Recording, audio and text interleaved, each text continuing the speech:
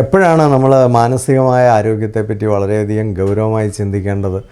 എപ്പോഴാണ് നമ്മളൊരു ഡോക്ടറിനെയോ തെറാപ്പിസ്റ്റിനെയോ കൗൺസിലറിനെയൊക്കെ പോയി കാണേണ്ടത്? ഇത് പലരും ചോദിക്കുന്ന ഒരു ചോദ്യമാണ്. പലരും ഇത് തിരിച്ചറിയുന്ന പോലുമില്ല. പ്രധാനമായിട്ട് മനസ്സിലാക്കേണ്ടത്, നമുക്ക് തന്നെ നമ്മുടെ വികാരങ്ങളെ കൺട്രോൾ ചെയ്യാൻ പറ്റാതെ വരുമ്പോൾ, നമുക്ക് തന്നെ നമ്മുടെ സ്വസ്ഥത നഷ്ടപ്പെടുമ്പോൾ, നമ്മുടെ തന്നെ ജീവിതം നമ്മുടെ കയ്യിൽ നിന്ന് വിട്ടുപോയി എന്ന് തോന്നുമ്പോൾ, അതുപോലെ തന്നെ നമുക്ക് ചുറ്റുമുള്ള ആൾക്കാർ നമ്മൾ കാരണം ബുദ്ധിമുട്ടുമ്പോൾ, വിഷമിക്കുമ്പോൾ, ദുഃഖിക്കുമ്പോൾ, തീർച്ചയായിട്ടും അതാണ് സമയം. നമ്മൾ ആരെയെങ്കിലും കാണാനുള്ള ഏറ്റവും അവസാനത്തെ സമയമാണ്. തുടക്കത്തിൽ ഇതൊക്കെ തിരിച്ചറിയാൻ കഴിയുന്ന ഒരു വലിയ മിടുക്കരാണ്, ഒരു സംശയമില്ല. പക്ഷെ പലരുടെയും പ്രശ്നം എന്താണെന്ന് ചോദിച്ചാൽ, എത്ര കണ്ട് ഇതൊക്കെ മനസ്സിലായാലും എനിക്കൊരു കുഴപ്പമില്ല എന്ന് പറഞ്ഞാൽ ആ പ്രോബ്ലത്തിൻ്റെ മേളിൽ കയറി ഇരിക്കുന്ന ഒരുപാട് പേരുണ്ട്. ഒരു കാര്യം ഞാൻ പറയാം, നമ്മൾ എത്ര മേളിൽ കയറി ഇരുന്നാലും നമ്മുടെ ഉള്ളിലെ ഭയവും ആങ്സൈറ്റിയും സ്ട്രെസ്സും ഒക്കെ അവിടെ ഇരുന്ന് വളരത്തേ ഉള്ളൂ.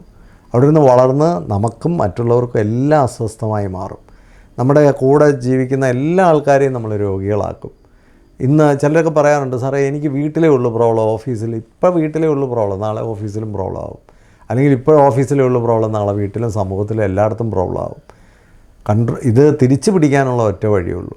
നമ്മൾ ശരിയായ സമയത്ത് നമ്മൾ അതിനൊരു ഹെൽപ്പ് എടുക്കുക.